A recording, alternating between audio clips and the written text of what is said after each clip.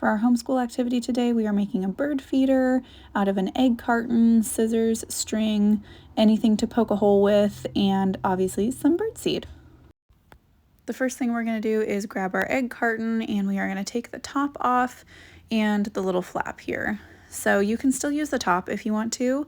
For a larger bird feeder, if you're interested in using as much as possible of the egg carton too. And with the top lopped off, now we are going to cut this in half because I'm actually making 2 today.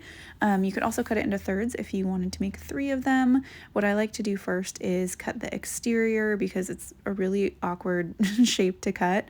So I cut the exterior and then I go in and cut the top of that middle piece off so it's easier to get through. And then I, cut all the way through from the center. So then after we've got everything cut in 2, we are going to poke the holes to add the string so that we can hang these in a tree or wherever you choose to hang them. I have this little Cricut tool here that's like a weeding tool for my Cricut machine, but anything will work as long as you are being very safe with it. If you are kiddos watching this, please make sure to ask for an adult's help before you stab holes in anything. It is always 100% important to be as safe as possible when we are doing this because nobody wants to hurt themselves or hurt somebody else.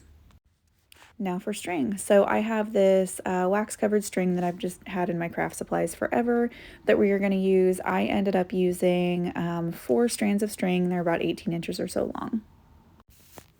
Thread them through like so, and then once you've got them all the way through, I make sure that I've got about an even amount on either side. I pull them fairly taut, and then I tie a knot at the very top of them to make sure that they are all level. I make sure that I tie everybody together. After you're done tying the knot, I just make sure that I trim the very tip of it so that I don't have a bunch of like scraggly string hanging out at the top. Like so. And now it's time to decorate. I have these non-toxic alcohol-based markers that we use today for decorating. I know there's so many fun colors in this kit, and so I just gave them to the kiddos and let them go free. The good thing about these markers is because they're alcohol-based, they don't bleed through because the liquid in them evaporates super, super quickly. So let's see how they do.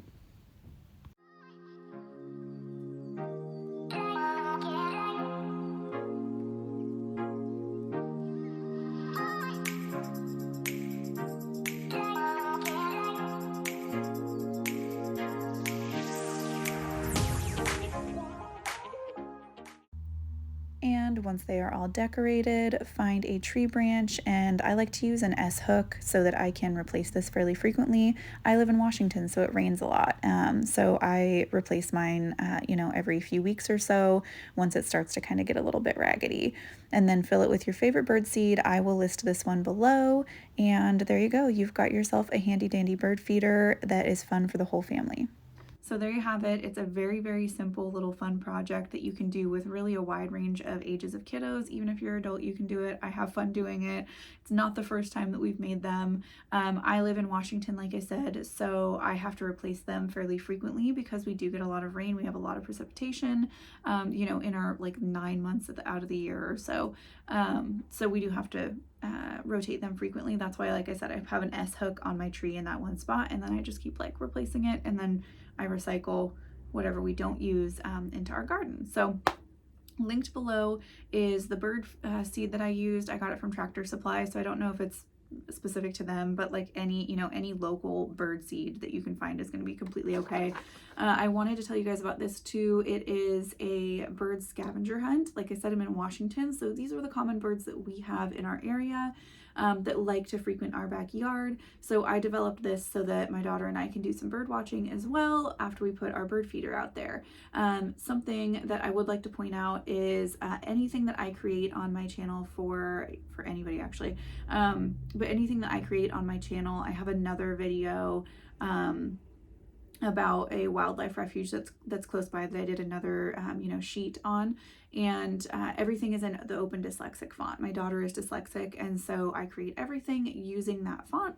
So plus it adds some ease if your kiddo is dyslexic, or if you are, it makes it a little bit simpler and a little bit easier. So that's something that I'd like to point out too, that everything that I create is ADHD and dyslexic friendly. So go ahead and check this out. There's a free PDF link below that you're welcome to print out and use and have a lot of fun with. So like and subscribe if you enjoy more content like this. I appreciate you being here today, and I hope everybody has a wonderful and happy, beautiful spring. Thanks so much.